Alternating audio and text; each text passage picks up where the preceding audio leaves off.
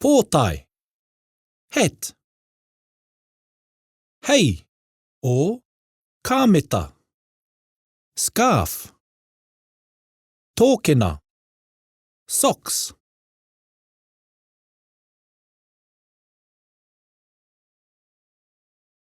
Kaka, dress.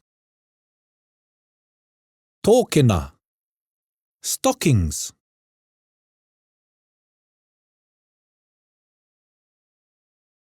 Koti moe, dressing gown. Kahuringa, gloves.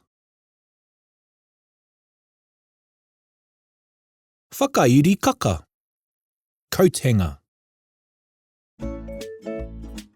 Ngā kākahu, clothing.